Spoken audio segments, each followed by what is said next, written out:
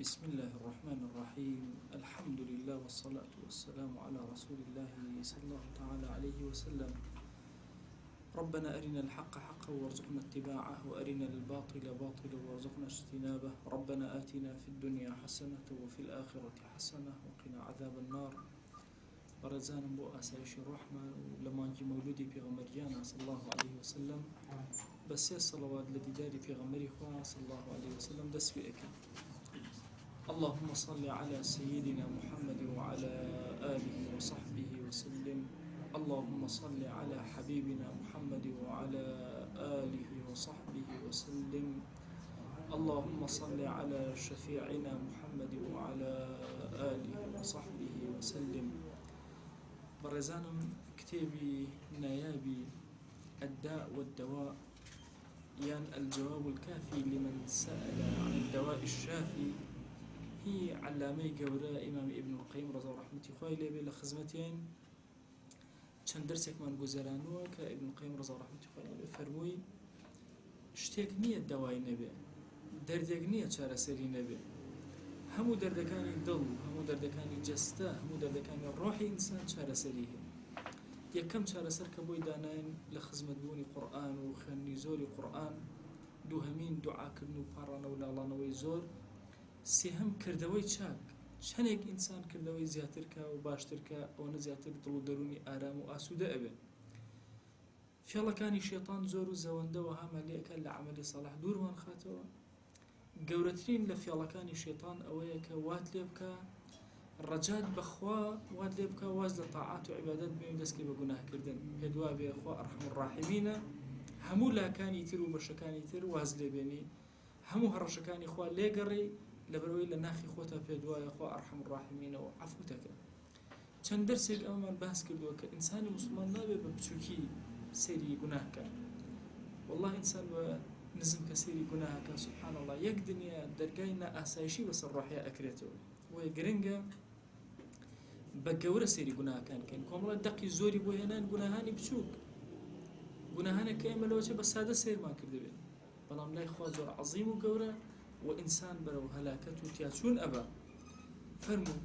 أجا هريك لأمل كوتا فرما يشتجاري بيشو بوستين كهر كسك مظلمة يشبه لا برايك لمالي يا لغيبتي كردو أو عرض أفرمي فليأتيه باراك بشي قرني خوي في آزاكا. أجا نار روجك كوا دينار ودرم هيج إسفادينية لچاكا كاني أمهل أجيريت أخريتا سر أو خرابا كاني أو هل أجيري أخريتا سر أما قد شاكين نبو. لو أشي أما يكيق لو شتاني كإنسان براسي راش لك يعني راي قري يعني بستي زوي شيء بستي زوي إنسان يكبس زوي قران كاري بسرا بينه دايجيري من أخذ شبرا من الأرض بغير حقه ما في توي النية أشي دايجيري أكي أفرمي حفت بأندازي حوت طبقي زوي شنك أو ندخوا يقول الرجل قيامته بناخي عرزاء مكز. ويا سبحان الله كلا خزمت أنفر ماشتانا أوستي يعني سر السرعة منه يعني تو لو أتشتي يعني كي زور كردوي باشكو كربته بس تزوي لدستي بدا غيبتي لدستي بدا. وهي إنسان إيمان دار أبي زور بهوش يعني تعامل كا سوك سير كني جناها كان ويلنا كا جناها كان يان جور سير كني رحمي خوا أو ويلنا كا زيادة ربيك. رب العالمين كأرحم الراحمين لعين كاتا شديد العقاب. هندي لفرما يشتكاني ثير ابن القيم رضا رحمتي خواه لخزمتي أنا أوسي مش لخزمتي أنا أبين أفرمي أقريك إيو أيكن ومروفا كان أما بشيك لحفتا بشي أو أقرينا ودوزخ يعني هيزي أم أقريتشانيك حفتا وندا كم أقل سرسوي زور بهيزة رنجي سود دواي رنجي صوص شين صوص كاميان زور بهيزة بقوة ترين جوري أقل سر زوية هشتا بلينا وجهنم وأقركي حفتاب للو برستر وأقركان مثلا جور نوعيتيان قوة هزيان تأثيرك دي ولا بير كروان حفتاب لي أو قرمتر شاوري إنساني أكاكوا أقر خواي قوار رزامان دي بي عطانكاتو نيبخش وي إنسان همو أنفرماشتانا وايلي أكا بسلامته ولا جناه دور كويته ولا جناه معاذ هو ما نجرته والله بيغمري خوا صلى الله عليه وسلم وصيتي بوكن وصيت طبعا وصيت وكشتي ترني دائما وصيتك يتدوي مردن تنفيذك يعني ككسب وصيتي وكسب كرد بتاعتي إنسان هذا مثلا كسيكي دوستيكي عزيزي باوكي دايكي خزمكي نزيكي كوفاتك أمكم الله وصيتك أم كلمات أنا اللي مشكي أما أمنا أفهم أوصاني رسول الله صلى الله عليه وسلم في غمرجان صلى الله عليه وسلم وصيتي وكذا فقال لا تشرك بالله شيئا كرنكي شريك بأخوة قرار مدى أي معاذ وإن قتلت أو حرقت شريك بأخوة قرار ندي باب كجري باب سوتين ري لسر زويا أبد شريك بأخوة قرار ندي أو يك دوهمين دانا لو خطرتر يعني قبل بندي دانا خطرترين بديتيا لشرك دواء وعقوق الوالدين خرابك هاي لقل دايكو باوكا أفرمي عقوق برامبر بدايكو باوكو بكار مهنة برازي برامبر يعني مكة باوكو أمر بيبكن لما لكي خود درسي لأهل ومنال وهم يدور كبيتو وهم يدور كرو بجوان كان بلام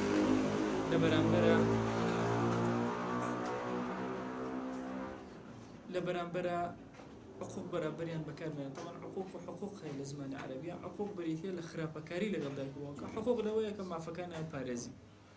أفرمي فرمايتك ولا تعقن والديك وإن أمراك أن تخرج من أهلك ومالك بأمر بيبكن مال ومنال وثروة وهمي بجيب يلي همي بجيب يلا بلا منكي خرافة كاري برابريان بكين لا تتركن صلاة مكتوبة متعمدة قد نكي ودستي أنقص نيجي فوتين فإن من ترك صلاة مكتوبة متعمدا فقد برئت منه ذمة الله سبحان الله نكي نيجي تركي بعمدي يكن نيجي فرص كتركي كر بعمدي يترتو لازم ما يخوى درسي جا والله إنسان يكتشر كيكسان لازم ما يخوى من الكتاب مشتكي لا تشربن خمرا نكي بشي عرب خويته مادة هوجبركان بتشيجي فإنه رأس كل فاحشة سررمي هرتي خراب بكاري أواني وإياك والمعصية قرأها قال لي نكي معصيكي فإن المعصية تحل سخط الله شو معصية وخراب بكاري كإنسان أيكا حلال أكال سرخوي يا أهيني بسريا هم وخشم وقيني خويا بسريا والله جاري ويا الصيان وهذا إنسان أكاد سوشي أكاد لم دنيا لو دنيا شر مزاربين جاب لم دنيا سوق نبي أي لبردم رب العالمين كسخطي خواه بسرية داباري فرما يجلم بابا زورزون ابن القيم رحمة خواه لبي فرمي ولا أحاديث في هذا الباب أضعاف ما ذكرنا زو زيادة لما يكي أباس من كردو ديان فرما يجتي أمان ترسيني لعاقبتي خرابي قناه وما ليكاك بسوق سيري قناه كان نكين بقر السيري عن كين فلا ينبغي لمن نصح نفسه أن يتعامى عنها أو كسيك ودل صوزة بخوي نابت شاوي كويركا لم دقانا ويرسل نفسه في المعاصي قد بو نفسي خوي شلكا دسكا بقناه كردن ويتعلق بحسن الرجاء وحسن الظن بل الرجاء مزور باشا بخوا حسني ظن ما هي برامر بخوا هل أم خاتبهاش نخير أبو الوفاي كري عقيل أفرمي احذره ولا تغتر به ليه بترسى مغرور ما بخوا وتصور كيتر تواهيش تاكل بونابي فإنه قطع اليد في 3 دراهم ولدسك بري وسيدرا وجلد الحد في مثل رأس الإبرة من الخمر أقرب أندازي سري درزيك شنك سري درزيك ما ديك هو جبالي كسك خوار برياري خوار لم كساتشي هر أون دي خوار يسر خوشي كرت برياري خوال سر أم كسا بريتل لداني دار حدي لأدا هشتا دار لم كسا بدري وقد دخلت المرأة النار باشا في هرة أفرتيك وما أفرت بيدين أفرت دين دار بشيليه سجن كنا ناني داينا أو أجلك ظلمي لا أجلك لفرمايشتي صحيحة هاتوك شنو أقرأ كسك هاد جهادي كله بينا إخوة بيشتر باس ما كر كيركيرة وشهيد باشا يعني عبايكي بيسكاليك وشارد وخسرنا وسنجي بوي كسبي نزانه وغلها هر أمنا بيغمر إخوة صلى الله عليه وسلم فرمي كلا والله إني رأيته في النار في بردة غلها قسم بخوان بينهم لنا أقرأ شكا عبايكي تزيد عبايك خواهيك أو عقوبة بدا لا تغتر به. ابن عقيل فرمي مغرور مبا أقل ليبه توشي خود توشي عقوبة مكة. معاوية ومن إجارته ولا سليماني كوري ميسره أويج لطارق كوري شهابه وكبرزي كاتو ولا بيغمري خواه صلى الله عليه وسلم بيغمري جان أفرمين دخل رجل الجنة في ذباب ولا بيغمري شنو بهشت ولا بر ميشي بيغمري شنو أقر ولا بر ميشك وتيان بيغمري خواه صلى الله عليه وسلم أو تشون بو فرمو دو بيكوا تشون بلاي قليكا بتيشان هبو دان نابو هاش كزليو أرجانو إلا بشتي سر برين جارو هج مجالي تياني هم مسألة الشركة الله كسي كم ينهات بيانو بتيان قرب يحج هيك مني وخمن شيء يك فلسمني من بتشي نزيق قرب يعني خود نزيكر ولا بتا كمان بس برين يشتي تحج مني وتيان قرب ولا ذبابة بامشي بيتو سري برا بانيكا على أيش هات دسينا بمشي كباني كله رجعان داروش فدخل النار سونا آجر دوهمين يان بيانو وتيان قرب وتيان نيمة وتيان قرب ولا ذبابا وتشتيوانا كم ليه عندها كشتيان أفرمي أم كسيان شونا وبهشتو كثيرين شونا آجر ولا ما أفرمون طبعا أم كسام مسألة زورة كنية كسي كم يعني اختياري هو بو كشناك أنا مجرد زور بوايا خو عفيك عماري كل ياسر أمريان بينكر إلا بشريك بخو قرار دي ليه عند إلى آخره ناصر بك شريكي قرار ده وقلبه مطمئن بالإيمان إلا من أكره وقلبه مطمئن بالإيمان أو أنا أم كسب اختياري خوي هات أنجينا بابلين مشي وباني كرده ولا بردم دخل النار دوها من شان خوي راجل ماشا خوي جورا جل جلاله نيوان مشيق مغرب شنكا بأندازي أونا دوري قصة ولا أقرو رزقاري لو أشي هندق ل كسا مختار كان شبهي كتير إهانات وردي أكاتو طبعا أم شبهي حسن ظن زور خطر للإنسان راسته كردة وأكيد أما جيان من أنا أخوان ما هرتوشي قناها بين بس قضيت شيء أجر قناها بسوق سير كرد أهو خطر أفرمي إيمان دار كقناها كوازاني كيف بسري ويدي بلام كسي ببروا يا كسي منافق كقناها كأنما مشك ماشي مشلي نزيك كتوت هيك مهتم يبي قرنجيدان بوي أو إنسان أو قناها يكر هز بوبك خطأ يكرد والله هزنا كردن بخطأ زور خطر يعني ولا إنسان أكثر مدورة كاتب أخوي زنا كتوت نو قناها كانوا تصور كان أجر كسيك لعمري خوي قناهي نكرد ماشا مروفيكي زور طاهر حرب فطرتي نابتي ماشا زور طاهر وباك هيج دروي نكرد برواكن كبويا كمن جا دروي لك وقت الشتاء نازل تشبكة دنيا ليتك نازل تشبكة برامبر بخوا تشبكة برامبر بخلق تشبكة برامبر بو كسي كدروغي لقلا كردو هندي رزانا أفرمون زور ممكنة إنسان أجر بحياتي دروينا كذا بيرجع كذي برشته باش أو ندقز له لحالي خوي بكاتو لطبيعتي خوي بكاتو شو جناه زور خطر للإنسان والله ما هسير كألفتي بيو أجري بيو نادت غيبت بحياتي غيبتي نكرد بأجر غيبتي كرد برواك ممكنة أو إنسان ضليبتي ولا برامبر أو كسر خوي بيو نايجري دي قد بدكاتي كوا تعهدي بيو أجري ورده بيو نادت وألفت دردي زور خطر واسا سعيد نورسي قصيكي زور خوشي فرمي أجر خور كز نيبيني بي لبربيت درو الخلق همو سجدة أبن همو ين سجدة أبن بلا ما هاسو كألفتي بي وقرتو زور طبيعي بلا زور أس أو خور عظيمة همو كنجورك أم جيانا همو روشناكاتو أم هستناك يعني اشتكي عظيم رود بس أجر خوري نبيني يا ما يبا عمري خوي نبيني انت أزاين تشكارساتي لسر أم كساها أما مسألة حسن الظن اللي رأى ابن القيم تقريبا جوري للراوستان راوس يجي سر قضية كتير أفرمي إنسان أبي براسي أمدو دقانة باليك تنها دقي أويك خوا عفو من أكا تنها سيري أو نكا بس سيري أويك كاتب أخويا زاني أكاي لأخوين لنا وقناها كان أقوزاو أبي سيري هردو طرف كان سيري أوكا أخوي قول أرحم الراحمين لولا شو سيرك شديد العقاب والعذاب عذابك زور أليمة سيري هردو لأنك بەپێی ئەم هەموو دقیقە لە 3 دەرسە ئێمە هەر لە خزمەتیانە باسییانەکەن کە ئیبن قەیم ڕەزا ڕەحمەتی خوای لێ باسی کاتێککە ئیشەکەین ئەمانەوە کارکەن شوبهەیەکی تر دروستێت ئینسان طبیعەتی ئەو هەیە پێی وایە کە خۆی گەورە نعمەتەکانی پێ عەتا کرد بەتاتی ئەو نعمەتانەی کە ئەم چێژی لێ وەرەگرێ پێی وایە لە خەیرەیە بۆیە خوا پێ عەتا کرد هەموو طبیعەتی ئینسانێک ئەو هەیە بڕواکەن جاری وایە ئینسان بۆی بزانێ ئایا لای خوا قبوڵە یان ناسەری نعمەتەکانەکە وا تەسەوڕەکە ئیتر مادام نعمەتەکانی بەسەر لای خوا قبوڵە ئەفەرمێ هەندێک لە ئەو کەسانەی غەڕابوون پاڵیان لێیاوەتەوە کاتی نعمەتەکانی خۆیان لە دنیا بینیوە اینجا سریان کردو نعمەتەکان ناگۆڕە جار بەجار خوا زیاتریان ئەداتێ زیاتریان ئەداتێ جانە وەڵای دیارە خوا ئێمە زۆر خۆشە وەزان لە ئاخرەتیشە ئەمە هەر هەیە ئەمە غڕورە جۆرەکە لە غڕور ئیمامی ئەحمەد فەرمای شتێکمان بۆ ڕیوایەتەکە لە پێغەمبەرگیانەوە صلی الله علیه وسلم کە عوقبەی کوڕی عامر بۆمان ئەگێڕێتەوە ئەفەرمێ ئەگەر بینیت خوای گەورە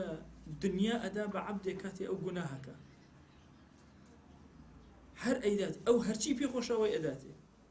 ئاگەر لێ بەوە ئیستیدراج طبعا ئیستیدراج چۆنە ئەگەر تەشبیه نەبێ ئەمە بێن لە پێش چاوی خۆتان لە ئیستیدراج زۆر بە ئاسانی تێئەگەن چاڵێکی زۆر قوڵمان هەیە ئەمانەوە شتێکمانەوە بکەوێتە ناو ئەم چاڵەوە پەتێکەکەین بە شتێکەوە کە ئەو شتە حەزی لێتی باشە با بڵێن مۆزێک بۆ مەیمونە کورە زۆر واش نییە ئەم مەیمونە ناوین بەدناو بۆ فەقیرە ئەڵێن حەزی لە مۆزە زۆری وان نییە باشە ئەوە مۆزێکە و پەتێکم پێوە کردووە مەیمونیەت و ڕائێکێشم مەیمونیەت و ڕائێکێشم بینە مۆزێکی تری بۆ هەڵەدەم بۆی تای مۆسکە یا تۆزێکی ئەدەمێ پێوتە تۆعم جار بەجار زیاتر کاتێک گەزانێک کەوتە ناو چاڵەکە کەوتە ناو داوەکەی منەوە یان کۆمەڵە تەیر تۆ چی ئەەکەی هەموو ئەو دانانەی کە هەتە ئەیکەیتە ناو داوەکەەوە ناهەنێکی پرژبڵاوەکەیتەوە ئەو پێوتە ئیستیدراج وی وردەوە دەبیێنی بکەیتە ئێر ئەوانەی کە خەریکی باڵێن کەون ڕاوەکە و کەوەکەی خۆی هێنە لێرە بە بخوێنە ئەوەی ئیستیدراجە تا کەوەکانی تر نزیکە کاتەوە خۆ بیستنی دەنگی ئەم کەوانە بۆوان زۆر خۆشە کەوەکانی تر هەسەکەن ڕەفیق و هاوڵێکیان بۆ هات هەمویان لێ کۆ ئەبنەوە ئەو پێوتە ئیستیدراج دێوجامەمان هەیە دێوجامە لە شاری کوردیە زۆر باس کراوە طبعا دێوجامە شتێکی زۆر عەجایب پارچە پەڕۆیەکە بە ئەندازی ئەم مێزە تۆزە گەورەتر پارچە پەڕۆیەکی سپی یەن بە قوماشێکی ڕەش ڕسمی تەیر و ڕسمی مار و ڕسمی دووپشک و ڕسمی مەسەلەن بە بچووکی ڕسمی مەڕێک و ڕسم ئەوانەی هەمووی پێوەیە بە ڕەشی پێوە هەڵ ئەواسن و چەند کونێکیشی تێیە سبحان الله ئەم تەیر و تیۆران دێوجامە ئەبینن ئەوە ئەیجوڵێنێ کە بە حاڵ لە دواوە بە شتێکەوە بە تەلێ شتێک تەرتیبی کردو دەستی بە حاڵەوە ئەجوڵێنێ ئەو لە دوورە سێرەکەەوە زان تەیرەکە ئەجوڵ لێ کۆ ئەبنەوە ئەنواع تەیر لێ کۆ ئەبنەوە سبحان الله حتا مارجاری وهەیەت لەمە زۆر حەزمە کرد دێوجامە بینم لە لادەیەکە لە منطقەی پێنجۆین کۆمەڵە ڕاوچین بینی باش دێوجامە لە ئەخیرا بین لە شاری کوردیا زۆر وارد ئەو کەسێک کە پێ بوو ئەی ماوەسا بڕواکە ئەو تەپەیەک ئەهاو نەم ئەزانی چیە ئەو تا مودەتێکی زۆر چوو اینجا سێرم کەسێکە مارێکە سەرێکێشە بە دێوجامەکەی خۆی پێ ناگیرێتە لای ئەو دێوجامە ئەمیش دوو کونی کردو بۆ چاوی خۆی کونێکی شتاپڕەکەی پێوە باشە وەکو ئاهەنگێک وایە بۆ ئاژەڵەکان ئەم پێوتە ئیستیدراج هەموو ئەو ئاژەڵانە کۆ ئەبنەوە سبحان الله زۆر دڵخۆشن بۆ کە ئەنەما یاریەکە بۆ ئەوان شتێکە یعنی نهێنێکی تایە سەرەتا وتوێنە دێوجامە سیحرە بەس دێوجامە سیحر نییە فەنێکە کە ئاژەڵ ڕائەکێش هەر کەسێکی سادەش بیگرێ بەدەستەوە عینی شتە یعنی سبحان الله هەندێک جار لەو نیعمەتانەی کە تۆ ئەبینیە بۆت ڕێک ئەو هەیە یعنی هەستەکەی کە ئەنەما ئیستیدراجە ئیسیانی خوا ئەکە ئەم کەسە زیاتر نعمەتی ئەبینێ ئیسیانی کە زیاتری بینی زیاتری ئەوە ئیستیدراجە بە ئاگەی لە خۆی بێ کاتێ زانێکەوتە ناو چاڵەکەەوە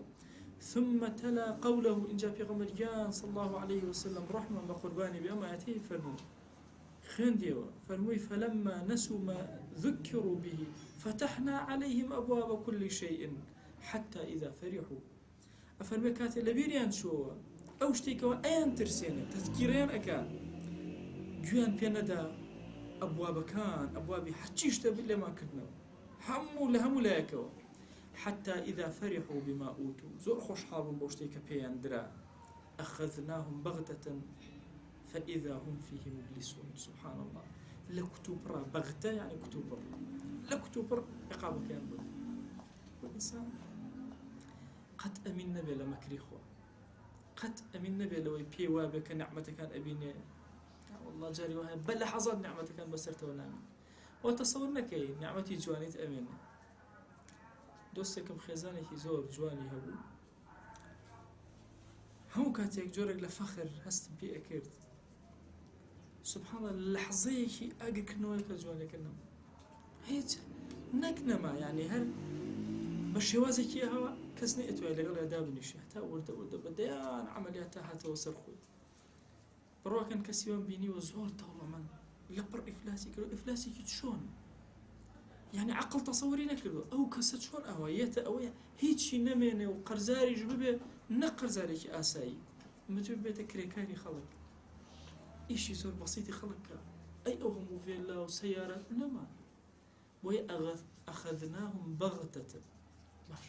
أوان لقرمي نعمة كانوا آلو قوري أكن كاتزنان فزوا تصورنا كم من الله زوري هي وابزانة إيتر توا خا خوشي وابزانة إيتر ما دام نعمتنا هي أم بناهش كجوين داتي نخير زور ممكن للحظة كأخوا بتجري همو نعمة كان لبسنته خا مجاري وهو دايشكم بيني أو تشوار من الله أو ركش أو كجدا تشوار من ماشي أبي بتشنا راحتي جوري كرد من أمانة شنو قوي لي كردون لكاتك أبينا ميتي تشوار يعني لبرد مياتي بويا إنسان قد مغرور نبي بو نعمتنا هيت چن كسم بيني وچن جا توقم لقلاك ودسي دسينيتها توقي لقلاك أخذناهم بغتة ببي أوي كتو فكر كتو لكيو أمبلايات كاتي أزايتو كتابوي بويا براسي أسايشي درون لقناها قد درسنا وتصورنا كي والله أو نعمتنا ما هي إتر من طاو نخير كاتي أزاني هموش تكل لدزنا هندق للسلاف فرمي أنا أجر بينيت خواي جورا نعمة كان حربة أداو توش هر جناهي زيادة لك أو هر زيادة تو هر جناهك فحذر بترس تو النزيك لو يك عقوبة بدا ما دام تو جناهك تو أبيض عطاك لو الزور بترسى بوستا أو استدراجة إتركاتك أزاني بيت هالها أخليس يطاو نزيك بيتو أفرمي ولولا أن يكون الناس أمة واحدة لجعلنا لمن يكفر بالرحمن لبيوتهم سقفا من فضة ومعارج عليها يظهرون. والله أجر أو نبوة يا أخوي جورا تفاوتي زور جورا نبي لبين أمتك أنا هم خلقوك وياك توزع زيادة وكم زور برز نبي أفرمي أجر أو نبوة كافران أو هذه أكل زويا سقفي مالكان ينزيوا چەندین باشا معارج و باڵێن چرای گەورە بەیانیان بەسەر بکردێت اینجا ماڵەکانیان چەندین دەرگا چەندین قەنەفەی زۆر گەورە و فاخیر يتكئون أنواع جۆری زەخرەفم پێ عەتاکە هەمووانش مەتاعی دنیا ئەی ئاخرەت بۆ کێیە والآخرة عند ربك للمتقين يعني بیرکەرەوە ئەگەر خانوویەکی دایتێ دەیان دەرگایە ئەگەر سەقفی خانووەکەت زیو ئەگەر ئەنواع زەخرەفەکە تۆ ئەچوویتە ژوورەوە ئەبەو شێوازە بوو هەرچی دیکۆرەتیا تا جێبەجێ کردم حەجت نێشتەوە باشترین جۆری خانوو لەوە ئەچێت ئەمە دەڵالت نەکا لەسەر ئیمانی تو ئاگەر لە ئیمانی خۆت ئینسان دڵ بەچی خۆشکە لە دنیا بڕواکەن دۆستێکم خانوویەکی کرد عقل تصوري ناك يعني جوري خانوكا وكيفيتي وترتيباتي وديكوراتي درو وشوازي چون جورا وچند سيارة جاقي بيتو وحوشكي چون بيو باخشي ناو مالكا زويكي زور قورا خانوكي زور عظيم وقورا يك روش بيش اوي كمالكا بجوزنا هاتبوي اعتيادي لمالا ولا قل مالو منالا توان ورا تشايشتي وخوتي بوخوا زوزو هلاكا جاري أمي توزع بخوم إنجا دوائي زعم شونا بيا قشتك مخاردو أنا بلام إيوه شورتا ودا خوتان حاضر كان هيج لما الله نابي حموشتك لما الله قيتر كريو هر خوم أنا روي متهم مستمسكات وشتكو كانوا وراي إيرا بجيال أيو لم قصانا كاتك مازاني قصي بو أكردين دایکیان باوکە ڕۆ چەند فەقیرە چەند هیلاکە ئەوە خەوی لەکەوت ئەی ئاوە پاڵیایەوە ئەی بە قەنەفەکەەوە ئەی ملی ئاوا لار بوو ئەویسمە بەتانی وە بێنین ئەو دایکیشی لەوێ بوو وتی کورد لێ گەڕن فەقیرە مادەما هەیە زۆر هیلا کرد بە ئاوا بخوێ سووکێ دەرگای خۆش ژوورەکە گەرمە سووکیاڵە دەرگاکەیان پێوەیە و ئەڵتمەسەوە کۆتان نەفەسی ئەوە کەسیش نازانێت لە مەجلیس هەموو دوو بە دەوریەوە دانیشتبوو هەر چاوەڕێەکەن خێزانیاڵە بەخۆ بە خەبەری کەم وتر بەس ئەوە زیاتر لە سەعاتێکە خەوتۆ بەس کێت سێرەکە و کۆتەوە ئەم ماڵە جوانە تەرتیبات یعنی تەسەوڕ کە ئەبێت چ ئامالێ لە دڵ و لە سنگ و لە خۆی گەورە عەفویکە یا ڕەبی ئینسان قەت دانەنێ کە زۆر ئەژی لەوەچی لەحەزەیەکە ییتە دەرەوە ئەتوێ بۆ دەرز بچی لە ڕێیان نەگەیتە ئێرە یان نەگەیتەوە ماڵ یان احتیمالە ئەو ئێوارەی کە زۆر بە جوانی سەر ئەخەیتە سەر پشتی ئەخیر پشتی بێ لە ژیانەکە تۆ سەرخسۆتە سەری زۆر محتەمەلە ئەم جلەی کە ئێستا لەبەری ئەکەی کۆتا جاری جلت بێکە لەبەری لەبەرەوە ئینسان بەڕاستی مەغڕور نەبێ بەخوا لەبەرامبەر گوناهەکانە یعنی ئێمە هەمومان گوناهبارین بەڵام بە بچووک سێری گوناه نەکەین يعني هەز بە خەجاڵەتی کە لەبەردەم خۆیان کە گوناهەکەن ئەوە گرنگە ئەمە مەبەستی ابن قەیمە والله هەستە بە خەجاڵەتی کە لەبەردەم ڕەب العالەمینە قەسەم بەخوا ئاسایش بە ڕۆحت هەز بە هێمنی و ئارامی ئەکە ئەگەر ئەم هەستت نەبوو والله جار بەجار لەوە ئەچێن نیعمەتی زیاتر پێ بدات بەڵام لە ئەخیرە هەموو نیعمەتەکان کۆتایی پێ بێ و کۆتای تۆ بێ سیرکەن لە سوورەتی فەجرە ئەفەرمێ چی فأما الإنسان إذا ما ابتلاه ربه فأكرمه ونعمه فيقول ربي أكرمن أجر إنسان خوا ابتلاي كرد تاقي كردوا إنجا كرمي لقلا كرد زور بخش لي لقلا نعمتي بأنواع ببخشي الله يقول ربي أكرمن خوا يقول رزي لناو وأما إذا ما ابتلاه فقدر عليه رزقه أجر هاتو هم تاقي كرد ورزقي كم كرد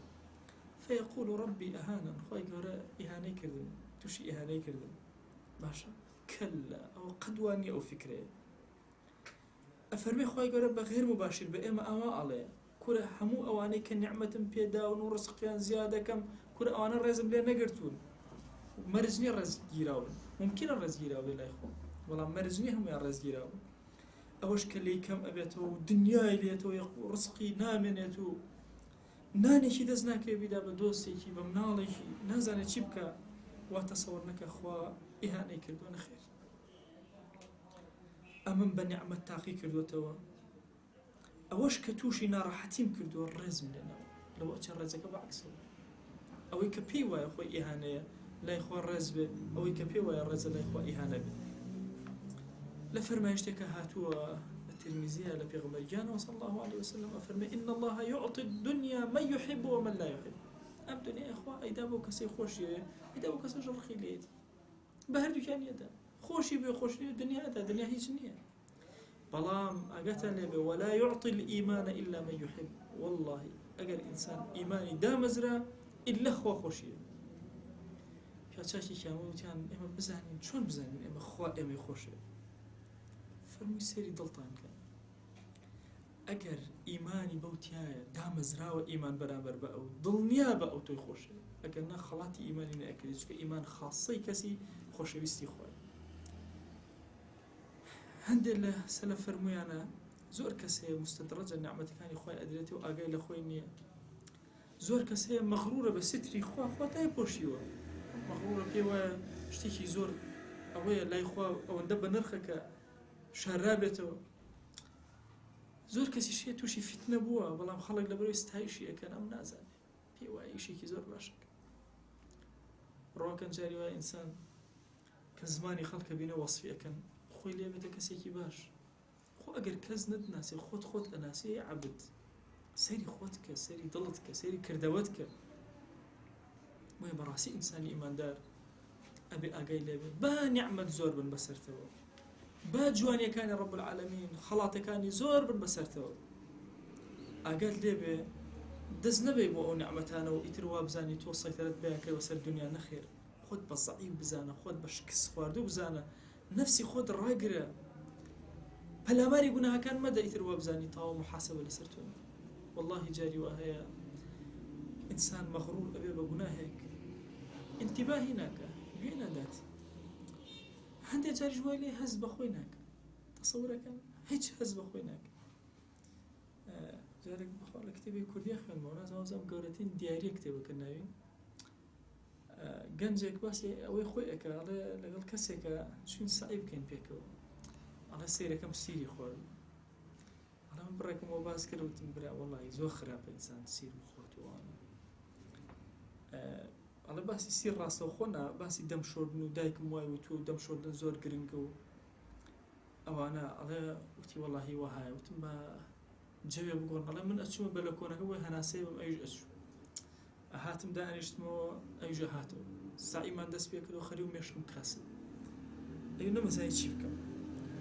ئەو لە ئەخیرە کە تەواو بووین دەرسەکەمان ئەو ئاکەم لە خۆنەوە بۆ 2-3 ساعتێکم شەر بێ بە سەراحەت پێم خۆمە تێناگەر لەوەیانە بە کینایە باشە پێ ئەڵەم کورت دەمە بشوە فایم ئەڵەم بۆنی خراپ پیسە ئەویش دەت ئاەت و حەدیثم بۆ ئێنێتەوە ئیسفادەی نییە ئەڵێ پێم وتم برای خۆ شتێکەوە زۆر بە سەراحەت پێ بڵێم هەرچی کردوتەوە سیر مەخۆ چونکە سیر زۆر ئاوایە ئاوتی وڵی ڕاستی تێ بە ژێک ئامۆژگاریتەوە هەموو جارێک کە چوو بۆ لای دۆسای خوب شو بۆی بۆنی عارەق لێن لێ ئەڵێ کە چوومەوە سێرم کرد ئەی هاوار من چەندێک کازمە ئەو دوو ئەوەن باشە سبحان الله يعني مسائل گناه زۆر عجایب بڕواکە جاری ئەوەی خۆت هەست پێ ناکە گوناهی خەڵک هەست پێەکەی ئاها فڵان کەس ئەو گوناهەکەی تو وەرە سێری خۆت کەی يعني بۆ باسی خەڵکەکەی والله جاري وهي گناهی خەڵکە بینی عیبی خەڵکە بینی کورە تو وەرە خەریکی خۆت بە خەریکی چی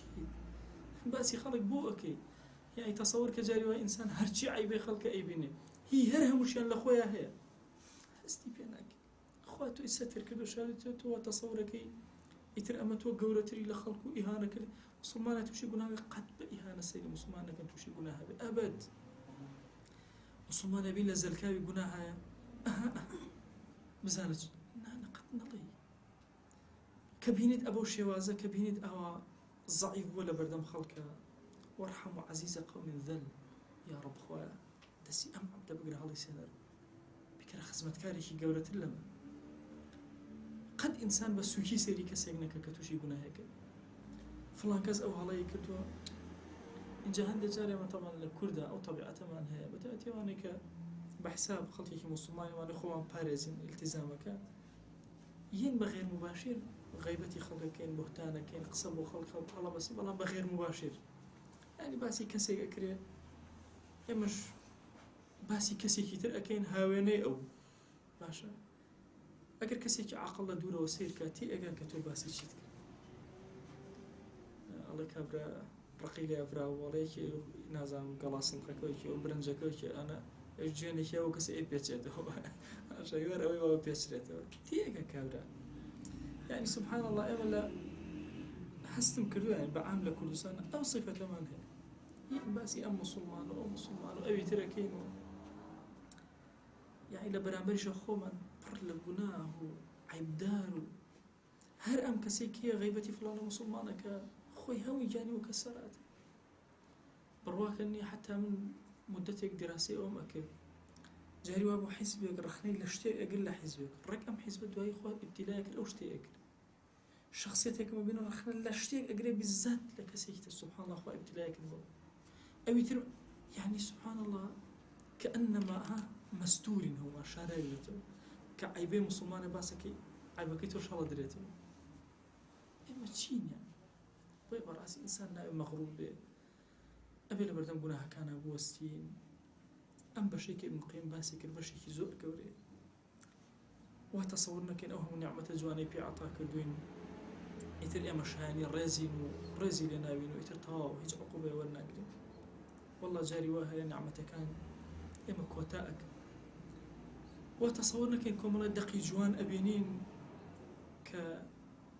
برو خوا من أباتو برو رحمتي خوا من أبا يتر أمين بينو هيج جوا بدقة كان يتر ندي إما أزانين رحمتي خوا بيش غضبك كيتي والله والله والله أو كسي غران بيت أو كسي هزب جناه كيكا هزب إيش وأزاري جناه كيكا والله إلا رب العالمين اللي أبوري ولما فرمان التوبة الندم يعني پەشیمانی چییە؟ بڕواکەن کافریش پەشیمانەکە گوناهەکە و تەسەوریەوەتان کردەوە مقابلەوە ئەفرەتانە بەخوێندەوە کە بەڵێن کاری فاحیشە ئەکەن هەمیشە حەزم ئەکرد بزانم کیان مرتاحە کیان ئەو کارەی بەلاوە پەسەندە شتێکی زۆر سێر هاتە پێشەوە ئەویشەوە هەندێک ئافرەتی لوبنانی کە باسی کورد دەکەن ئەڵێ ئەمە زۆر سێرە بەلامانەوە کەسی کورد کە ئەو کارەکە دوای ئەگریە نازانی بۆچی ئەگری نەزانێەوە پەشیمانیە مەهماکان خراپ بێ لە دوای کارەکە قێزی لە ئینسانەتی خۆی ئەبێتەوە ئەگری بڕواکەن کافریش کە گوناهێکەکان پەشیمانە بێتەوە بۆ ئەو کەسێک کە دزی ئەکایەوە تەسەوڕەکەن مرتاح وڵا ئەویش پەشیمانە بێتەوە لەوە بەس ئەو پەشیمانەی کە دڵ ئەسووتێنێ ئاسایش بۆ ڕۆحەیە ئەو پەشیمانەی کە ئاگر لە جەرگ بەرئەدا ئاسایش بۆ ڕۆحی ئینسانەیە بۆی ئینسان حتا ئەو ئازارەت هەبوو تەسەوڕکە لە ڕەحمەتی خوایە لە هەر گوناهێکە ئازارەکەت نەما چاوەڕێ عقابی ڕەب العالەمین چونکە احتیمالە بەهۆی ئەوە مەگەر اللهم دوعای موسڵمانێ بۆ بکەوێتە کەڕە خێر و چاکەیەکێ دوعایەکی خۆت صدقە و خێر و خێراتێک نوێژێکی سنەتت ذیکرێکت ئەورادێک سەڵاواتێک لەسەر پێغەمبەریان صلی الله عليه وسلم بۆ بکەوێتە کەڕەم و لەوە قوتارە بێ ڕزگارە بێ ئەگەنا زۆر زەحمەتە ئینسان ڕزگاری بێ ومێدەکەم انشاءالله هەر هەمومان پێکەوە ئەم دەرسانە بکەینە دەرسێکی عەمەل ابن القيم تصور كم من همو جارك لخزمت أم كتابة أوستم أجر لبرو نبوي أم وتانا بلاو أبيتوا يك كلمة من أوت إيوه هو أوت من كأنما قصة قل من أكاد بوي أم درسم بوي هالبجاج براسي ما بستم كأسايش الروح سرتا بيش إيوه من خم سودي لورقر ومهذا كم إن شاء الله هما بيك وسودي كي قولما لورقر تبي وبتوانين ئەوە بکەینە چرایەک نەخشەڕێگایە بۆ خۆمان ناکرێم لێرە دڵێکی کاو لە وێرانە لەو دنیا جەهەنەم چاوەڕێ لێرە نە ئاسایش و یعنی هەست نەکەم بە هیچ چێژێک و جوانیەک لەو لاش بە هەمان شێواز بۆیە بەڕاستی ئەو کەسەی لێرە هەستی بە ئاسایش کرد لێ هەست بە ئاسایشەکە پرسیاریان کە لە ئیبن تەیمیە خێر خسم لە خزمەتانە وتیان دڵ سوژدە ئەمە فەرمووی بەڵێ بەڵام یەکجار چۆن یەکجار فەرمووی یەکجار کە سەری خستە سەر زەوی دڵ ئیتر سەر بەرز ناکات بەخوا کە چێژی ڕۆحت وەرگرت کە ئارام بوویتەوە لەگەڵ ئەم پەیامەیە یەکجار ئیتر لەوێش بە ئارامی خۆت ئەبینیت خوای بۆ خاتی گەورەی خۆت داوات لێ ئەکەین بە ناوی جوانت بۆ سیفەتی بەرزە بە ئیسمی عەظەمت ڕۆحەکانمان ئارام و ئاسایشکە یا رب العالمین خوای بۆ خاتی گەورەی خۆت دڵ و دەروونمان هێواش کەرەوە یا رب العالمین ئارامی بەسەر دڵمانە ببارێنە ئارامی بەسەر جەستەمانە ببارێنە ئارامی بەسەر ڕۆحمانە ببارێنە ئارامی بەسەر ماڵەکانمانە ببارێنە ئارامی بەسەر شارەکەمانە ببارێنە ئارامی بەسەر وڵات و نیشتیمانمانە ببارێنە ئارامی بەسەر ئومەتی پێغەمبەری خۆی صلی الله علیه وسلم ببارێنە خوای بۆ خاتی گەورەی خۆت ئارامی بەسەر مردووەکانمانە ببارێنە ئارامی بەسەر گۆڕستانەکانمانە ببارێنە تو گەورەی خۆت خوایە ئەو ڕۆژێکەوە ئەمرین و بە لیقای تۆ شاد دەبینەوە خوایە ئارامی بەسەر گۆڕەکانمانە ببارێنە لە ساحەی مەحشەرە ئارامی بەسەرمانە ببارێنە یا ئیلاهی خوای گیان ئەو کاتەی حیسابمان لەگەڵا ئەکرێ و مکاشفەی ئەعمال ئەکرێ و هەموو ئەعمالەکانی خۆمان ئەبینین تو گەورەی خۆت تو بەزەی خۆت تو کەڕەمی خۆت ئارامی بەسەر دڵ و دەروونمانە ببارێنە خوای داوات لێ ئەکەین بە ناوی جوانت بە سیفەتی بەرزە بە ئیسمی عەظەمت خوای لە گوناهەکانمان ببورە تو گەورەی خۆت خوای مەمان گێڕە لەو عەبدانەی مەغرور ئەبن بە گوناهەکانیان مەمان گێڕە لەو عەبدانەی گوێ نادەن بە گوناهەکان و چێژ لە گوناهەکانیان وەرەگرن یا ڕەبی خوایە بمان گێڕە لەو عەبدانەی کە گوناهێک ئەکەن ئەزانن پەیوەندیان لەگەڵ تۆیە تێکچووە ئارامیان لێ ئەبڕێ و ئۆقرەیان لێ هەڵەگیرێ هەتا وەکو تۆ شاد ئەکەنەوە و تۆ ئاش دەکەنەوە یا ئەکرەم الأکرەم یا ڕەبی خوایە بەزەی بەسەرمانە ببارێنە خوایە بەزەی بەسەرمانە ببارێنە تو گەورەی خۆت گوناهێ بەدەست کردومانە عەفومان کە گوناهێ بە چاو کردومانە عەفومان کە گوناهێ بە زمان کردمان عەفومان کە گوناهێ بە چاوەکانمان کردمان عەفومان کە یا ئیلاهی خوایە لە گوناهی چاومان ببورە یا رب العالمین لە گوناهی دڵمان ببورە یا ئەکرەم الأکرەمین هەر گوناهێ بە دڵمانە گوزەر ئەکا داوای لێبوردن لێ ئەەکەین یا ئیلاهی و عەفومان کە یا ڕەبی پەروەردگارە بەزەی خۆت بەسەرمانە ببارێنە بمان بەخشە یا ئەکرەم الئەکرەمین بمان بەخشە یا ئەکرەم الئەکرەمین خوای گیان تۆ زۆر بەخشندەی ئێمەی گوناهباری خەجاڵەتبار لەم مانگی پیرۆزی مەولودەیە هاتوین هانامان بە ڕەحمەتی تۆ هێناوە بە بەزەی تۆ هێناوە پەروەردگارە داوات لێ ئەکەین بەو خۆشەویستی کە هەتە بۆ پێغەمبەری خوا صلی الله عليه وسلم و داوات لێ ئەکەین یا ئەکرەم الئەکرەمین بەو کردەوە ساڵحانەی کە ڕۆژانە بۆ تۆمان بەرز کردوەوە یا ئیلاهی عەفومان کە بەزەی خۆت بەسەرمانە ببارێنە نێوچەوانمان بگرە بۆ خەیر مەمان دەرە دەستی خۆمان بە نێوان مەشرق و مەغریب خوایە لە گوناهەکانمان دوورمان خەرەوە پاکمان کەرەوە لە گوناهەکان یا ڕەبی ئیلاهی داوات لێ ئەکەین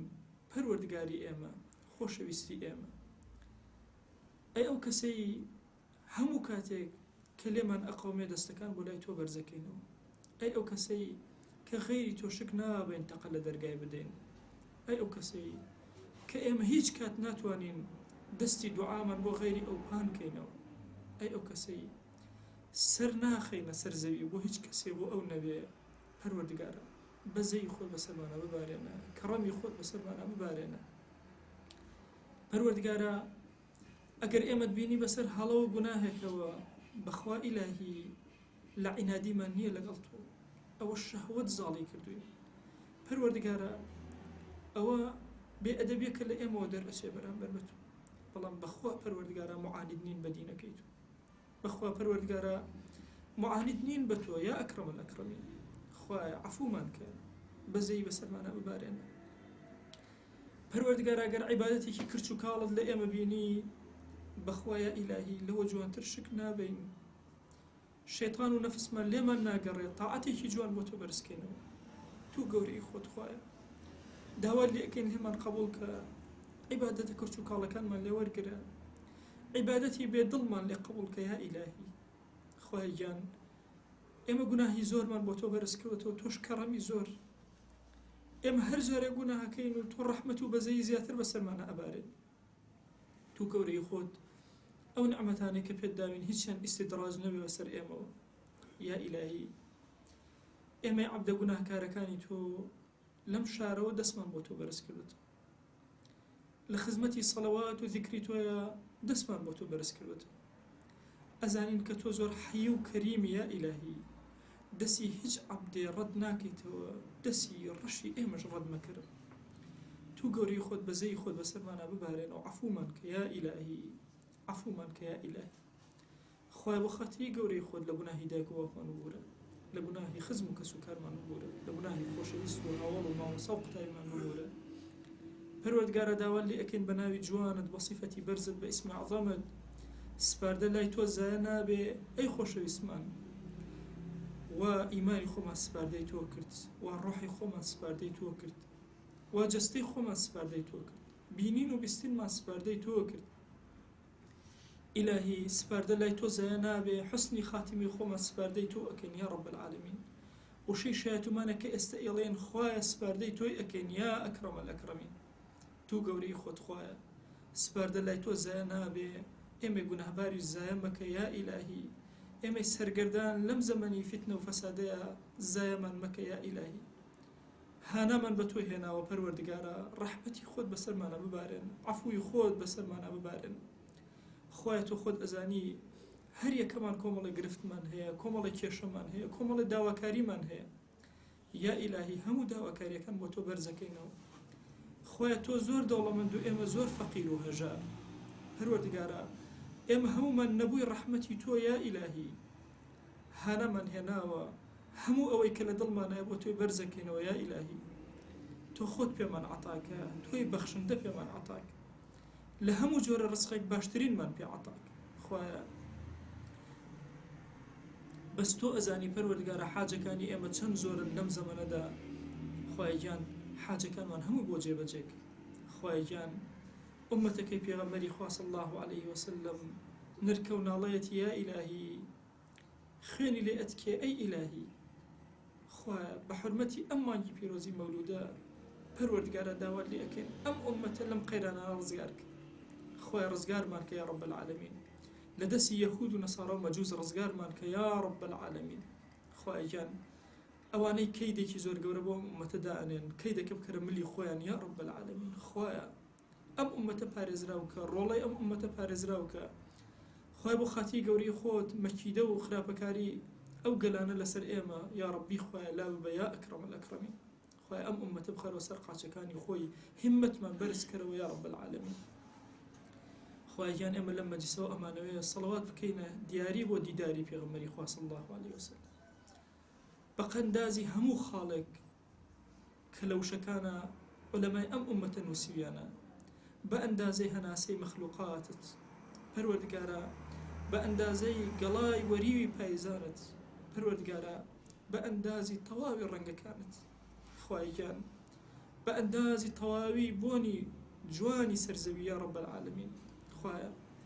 بە ئەندازەی هەموو هەسارەکانت، بە ئەندازەی هەموو جنودەکانت، بە ئەندازەی پەروەردگارە هەموو تاعەتێک کە بەرزە بێتەوە، بە ئەندازی هاتنی وشەی ئەو خۆشەویستەمان سەڵەوات بۆ دیداری پێغەمبەری خوا صلی الله علیه وسلم ئەنێرێ. خوای ئەم سەڵەواتانەی ئێمە پێ بگەێنە. خوای داوا لێکن بە گەورەی خۆت سەلامی ئەم مەجلیسەی ئێمە پێ بگەێنە. خوای گیان سەلامی ئەم میلەتەی ئێمە پێ بگەێنە، ناومان لە خزمەتیا بێنە یا رب العالمین. بمان گێڕە لەو کەسانەی کە پێغەمبەری خوا صلی الله علیه وسلم لیان ڕازیە. آمين آمين والحمد لله رب العالمين وصلى الله على سيدنا محمد وعلى آله وصحبه وسلم تسليما كثيرا أبدا إلى يوم الدين.